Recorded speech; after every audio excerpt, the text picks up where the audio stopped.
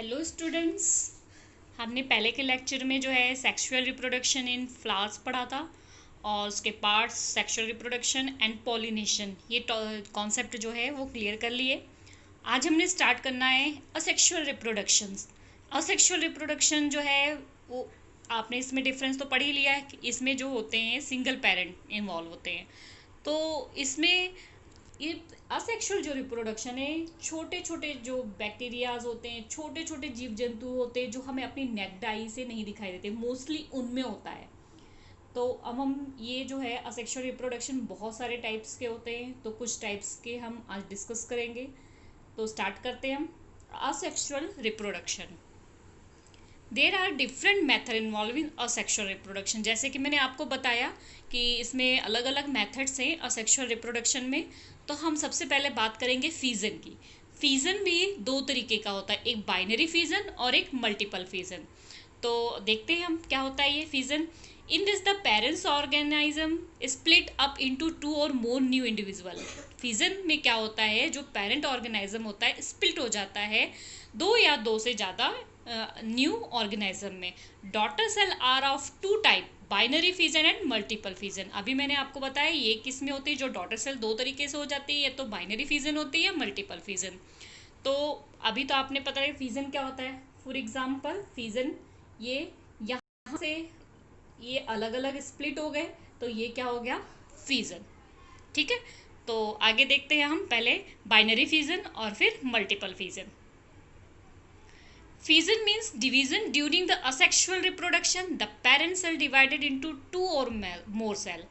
तो फिजन का मतलब क्या होता है, सेक्सुअल रिप्रोडक्शन में पेरेंट सेल जो है वो दो या दो से ज़्यादा सेल में डिवाइड हो जाती है। तो आपकी डेफिनेशंस हो गई। ये मोस्टली किन में होता है, यूनिसेलुलर ऑर्गेनिज्म।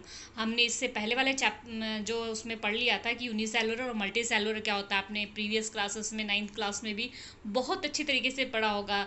जिसमें सिंगल सेल होते हैं जो एक ही सेल से अपनी सारी बॉडी के फंक्शन को कंप्लीट करते हैं, वो क्या होते हैं, यूनिसेलुलर।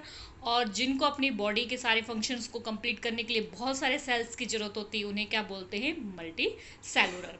तो ये मोस्टली जो फिजन है वो यूनिसेलुलर ऑर्गेनिज्म में होता है। तो आगे देखते हैं हम, unicellular organism show different pattern of the cell division according to their cell structure. तो इसमें अलग अलग स्ट्रक्चर होते हैं अकॉर्डिंग इनकी स्ट्रक्चर से, कि इनकी सेल की स्ट्रक्चर कैसी है उस पर डिपेंड करता है इनकी डिवीजन।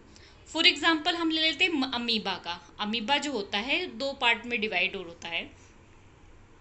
आप यहाँ देख रहे हैं बाइनरी फिजन। इसमें क्या होता है, फर्स्ट फिगर में देखो ये पेरेंट सेल होता है, बाद में इनके बीच में यहाँ पर न्यूक्लियस होता है। ये न्यूक्लियस क्या होता है, डिवाइड होना शुरू हो जाता है। डिवाइड होने के बाद आप देख रहे हैं यहाँ बीच में क्या होता है, साइटोप्लाज्म होता है। बाद में ये न्यूक्लियस दोनों क्या होने लगे, अलग होने शुरू हो गए। इनके साइटोप्लाज्म न्यूक्लियस दोनों बिल्कुल सेपरेट होने शुरू हो गए। उसके बाद यहाँ पर आप देख रहे हैं टू डॉटर सेल बन गई, ये पेरेंट सेल और ये क्या हो गए, टू डॉटर सेल। तो इस तरीके के फिजन को हम बोलते हैं binary fission. When two daughter cell are formed, this is called binary fission. जैसे कि आप फिगर में देख रहे हो कि एक पेरेंट सेल था अमीबा, उसमें एक न्यूक्लियस था, वो न्यूक्लियस डिवाइड हुआ आपका।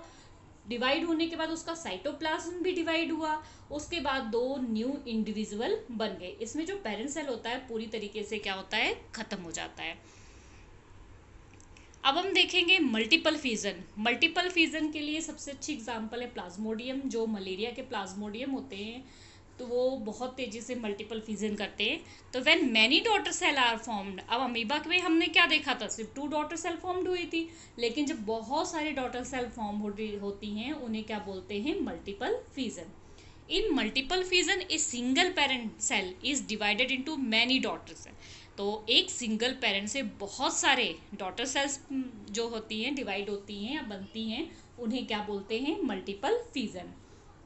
तो यहाँ हम एक एग्जांपल देख लेते हैं। ये मलेरिया प्लाज्मोडियम की है।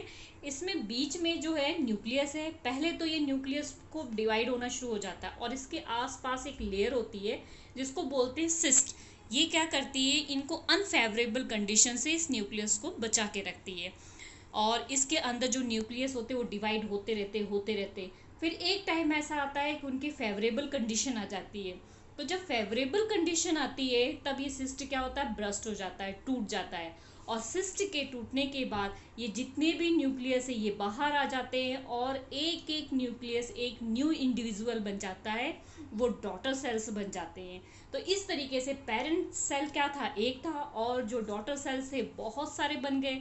तो इस तरीके के जो फिजन को बोलते हैं मल्टीपल फिजन। इसकी एग्जांपल मैंने अभी आपको बताया, जैसे कि प्लाज्मोडियम। ठीक है, नाउ नेक्स्ट देखेंगे हम बडिंग। बहुत इंपॉर्टेंट हैं ये सारे, ये जो है आपको 5 मार्क्स में भी असेक्सुअल रिप्रोडक्शन एंड उनके टाइप्स के नेम आ जाते हैं एक्सप्लेन करने को, तो आपने बहुत अच्छी तरीके से समझना है। तो नेक्स्ट हम देखते हैं budding. In it there is a small outer growth, जैसे कि आप यहाँ पर फिगर में देख रहे हैं हाइड्रा, हाइड्रा के ऊपर यहाँ पर छोटी सी एक बड निकलनी शुरू हो रही है। ठीक है, और ये बड धीरे धीरे देखो सेकेंड फिगर में क्या हो रही है, डेवलप होना शुरू हो रही है। यहाँ पर और ज़्यादा डेवलप हो गई। जब ये पूरी तरीके से डेवलप हो जाती है तब ये अपने पेरेंट सेल से क्या होती है, अलग हो जाती है। इसे क्या बोलते हैं, बडिंग। अब हम देख लेते हैं डेफिनेशन के थ्रू। In it there is a small outer growth that appears from the parent plant, मतलब एक पेरेंट प्लांट के पास छोटी सी आउटर ग्रोथ हमें दिखाई दे रही है। This outer growth develops more to form bird. ये किस तरीके से डेवलप होती है, बर्ड की फॉर्म में एक तरीके से डेवलप होती है। when the bud is fully formed, it detached itself from the parent plant and under favorable condition it develop into a new individual, example hydra। तो ये जो होता है पेरेंट प्लांट के ऊपर जब पूरी तरीके से डेवलप हो जाता है, तो जब इसकी फेवरेबल कंडीशन आती है तो ये क्या होता है, अपने पेरेंट सेल से अलग हो जाता है और न्यू इंडिविजुअल बना लेता है। तो यहाँ पर हमने एक एग्जांपल देखी है, वो किसकी एग्जांपल है, हाइड्रा की एग्जांपल, जिसमें पेरेंट की बॉडी के ऊपर एक छोटी सी जो है बड आ गई, बड डेवलप हुई, पूरी डेवलप हुई, फिर फेवरेबल कंडीशन पे इससे क्या हो गई, डिटैच्ड हो गई। इसे क्या बोलते हैं, बडिंग इन हाइड्रा। नेक्स्ट आप देख रहे हो स्पोर फॉर्मेशन। स्पोर फॉर्मेशन आप ज़्यादातर ब्रेड मड के ऊपर, ब्रेड देखते हैं आप, ब्रेड के ऊपर कई बार आपने देखा होगा फंगस सी आ जाती है और वो धीरे धीरे बहुत ही तेज़ी से डेवलप होने लग जाती है। तो वो क्या होता है, स्पोर फॉर्मेशन। हम देखते हैं कैसे होता है। The parent plant produce many microscopic spore which when fully, parent plant जो होते हैं बहुत सारे माइक्रोस्कोपिक जो होते हैं स्पोर्स उनके अंदर पाए जाते हैं। जैसे कि ये पेरेंट प्लांट है, ठीक है, इसके पास यहाँ पर बहुत सारे स्पोर्स हैं, ये जो बल्ब्स बने हुए हैं इसके अंदर बहुत सारे जो है स्पोर्स हैं। तो develop are the shed off and the under favourable condition develop into new individual. तो ये क्या होते हैं, जब फेवरेबल कंडीशन आती है तो ये क्या होता है, ये आपस में एक दूसरे से टकराते हैं, तो ये क्या होते हैं, ब्रस्ट हो जाते हैं। अब ब्रस्ट हुए तो ये कहाँ गिरेंगे, नीचे, यहाँ यहाँ यहाँ गिरने शुरू हो जाएंगे, या हवा से या कहीं से आगे जाना शुरू हो जाएंगे। तो जहाँ जहाँ ये गिरेंगे वहाँ पर एक न्यू इंडिविजुअल जो है, न्यू ऑर्गेनिज्म जो है तैयार हो जाएगा, और इसी तरीके से वो ग्रोथ करेगा, स्पोर्स आएंगे, फिर उसके स्पोर्स गिरेंगे और फिर ऑर्गेनिज्म जो है उसमें डेवलप होंगे। तो इस तरीके की जो रिप्रोडक्शन है इसे क्या बोलते हैं, स्पोर फॉर्मेशन। नेक्स्ट हम देखते हैं जो है फ्रेगमेंटेशन। फ्रेगमेंटेशन ज़्यादातर प्लेन एरिया की एग्जांपल यहाँ दे रखी है। Fragmentation is another mode of the asexual reproduction. Asexual का ही ये एक मोड है। Multi cellular organism like plain area, spirogyra etcetera reproduce by fragmentation. तो कई जो है मल्टी सेलुलर वो भी जो है फ्रेगमेंटेशन मेथड से होते हैं, जैसे कि प्लेन एरिया और स्पायरोगायरा, ये भी रिप्रोड्यूस फ्रेगमेंटेशन से ही करते हैं। The parent body divided into 2 और मोर फ्रेगमेंट, जो पेरेंट बॉडी होती है 2 या 2 से ज़्यादा फ्रेगमेंट में डिवाइड होती है। Later each fragment develop into a new individual, और हर एक फ्रेगमेंट जो होती है वो नए इंडिविजुअल में डेवलप हो जाती है। जैसे कि आप यहाँ फिगर में देखो, ये प्लेन एरिया है, ये पेरेंट प्लेन एरिया है, मीन्स जो इसमें पेरेंट होता है वो सेल क्या होता है, पूरा जो है ख़त्म हो जाता है। तो अब इसमें पेरेंट जो प्लेन एरिया है इसकी बॉडी देखो आप डिवाइड होनी शुरू हो गई, फ्रेगमेंट हो गई, अलग अलग पार्ट में हो गई। तो इसमें क्या होता है, ये जो हिस्सा है इसने अपने नीचे अपनी पूरी बॉडी को क्या कर लिया, डेवलप कर दिया।